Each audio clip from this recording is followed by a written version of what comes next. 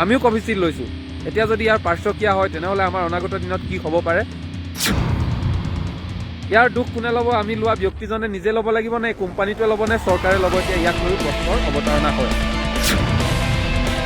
কিন্তু এতিয়া হৈছে এই ভেকচিনটো লোৱাৰ পাছত এতিয়া ইয়াৰ দুখ কোনে ল'ব?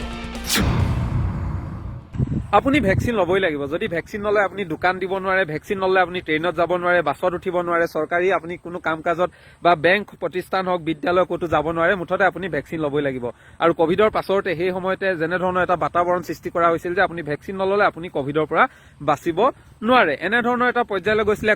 কোভেক্সিন আৰু কোভিচিল্ড এইকেইটা আপুনি ল'ব লাগিব। যদি নলয় তেনেহ'লে আপোনাৰ জীৱনলৈ আপোনাৰ ভয় আছে। আপোনাৰ আকৌ যদি আপোনাৰ কৰোণা গাত আহে, কভিড আহে, তেনেহ'লে আপুনি কিন্তু ইয়াক প্ৰতিহত কৰিব নোৱাৰিব। এনেধৰণৰ যি ঢৌ ওলাইছিলে সেই সময়তে সকলোৱে ল'বলৈ লানি নিচিগা শাৰী আমি সকলোৱে জানো। আমি ক'ত ক'ত ভেকচিন দিছে আমি খবৰ লৈ তালৈ যাব লগা হৈছিলে দৌৰি দৌৰি সকলোৱে, কাৰণ সেইকেইটা দিন কেৱল কভিড ভেকচিনৰ নামত সকলোৱে উচৰ্গা কৰা দৰে হৈছিলে। সকলো যাব লাগে, যিখন গাঁৱত বৃদ্ধ হওক কোনেও ল'বলৈ যোৱা নাই, তেওঁলোকক জোৰ জবজ আৰক্ষী হতুৱাই বা এনেধৰণৰ জোৰ জবজ তেওঁলোকক কভিড ভেকচিন দিয়া হৈছিলে। আৰু আজি এতিয়া বিশেষকৈ কি হৈছে, কথাটো কি ওলাইছে যে কোভিচিল্ডৰ পাৰ্শ্বক্ৰিয়া আছে, বা যিটো আমি কোভিচিল্ড ললো, কভিড ভেকচিন ললো, সেই ভেকচিনৰ পাৰ্শ্বক্ৰিয়া আছে, যাৰ ফলশ্ৰুতিত আমাৰ শৰীৰত ভিন্ন ধৰণৰ প্ৰভাৱ ঘটিব পাৰে, আমাৰ বেমাৰ আজাৰ হ'ব পাৰে। আৰু ইয়াৰ যি পাৰ্শ্বক্ৰিয়া, এই পাৰ্শ্বক্ৰিয়া কিন্তু যথেষ্ট আমাৰ জীৱনলৈ বিপদ আনিব পাৰে। আৰু এই কথা আদালতত স্বীকাৰ কৰিছে কোভিচিল্ড প্ৰস্তুতকাৰী কোম্পানী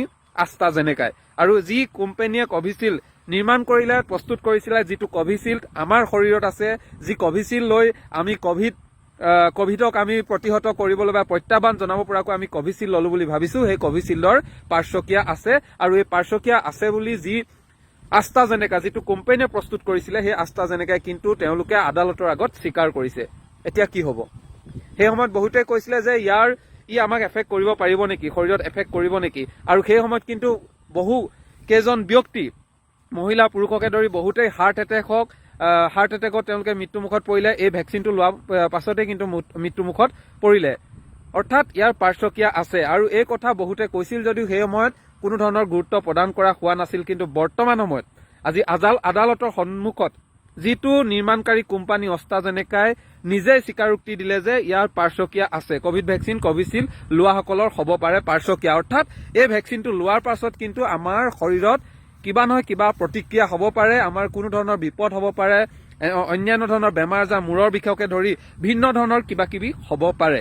এই বিষয়ে ময়ো ইমান অভিজ্ঞ নহয় কি হ'ব পাৰে, কিন্তু ইয়াৰ পাৰ্শ্বক্ৰিয়া নিশ্চয় হ'ব। কাৰণ যিটো কোম্পানী, এই কোম্পানীয়ে আজি আদালতৰ আগত স্বীকাৰোক্তি দিছে। এতিয়া কি হ'ব? সেইসকল ব্যক্তি যিসকলে আমাৰ আইতা দদৌ বুলি ক'ব লাগিব, আইতা ককাসকলে যিটো সময়ত আমি বহু ভিডিঅ'ত দেখিছিলো, যেতিয়া তেওঁলোকে আমি এইবোৰ ভেকচিন নলওঁ, এইভাগে আমি জীৱনটো পাৰ কৰিম, সেইসকলক বাধ্যবাধকতা কৰি তেওঁলোকক ভেকচিন দিয়া হৈছিলে, ল'বই লাগিব, কভিডৰ পৰা বাচিবলৈ ল'বই লাগিব। কিন্তু সেই সময়ত কিয় এইখিনি চিন্তা চৰ্চা কৰা নহ'ল যে এইখিনিয়ে আমাৰ শৰীৰত যদি পৃথিৱীৰ বুজন পৰিমাণৰ মানুহক, ভাৰতৰ অসমৰ বুজন পৰিমাণৰ মানুহক যদি এইটো দিয়া হয়, ই যদি অপকাৰ কৰে, তেনেহ'লে এইসকলৰ ভৱিষ্যত কি হ'ব? আমিও কোভিচিল্ড লৈছোঁ। এতিয়া যদি ইয়াৰ পাৰ্শ্বক্ৰিয়া হয় তেনেহ'লে আমাৰ অনাগত দিনত কি হ'ব পাৰে? আৰু ইয়াৰ এতিয়া দুখ কোনে ল'ব?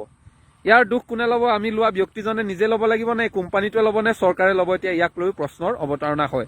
আমি কাকো সমালোচনা কৰিবলৈ যোৱা নাই, কাৰণ সমালোচনা কৰিবলৈ গ'লেও বহু কথা আহি পৰে, সেইটো আপোনালোকেও জানে। কিন্তু এতিয়া হৈছে এই ভেকচিনটো লোৱাৰ পাছত এতিয়া ইয়াৰ দুখ কোনে ল'ব?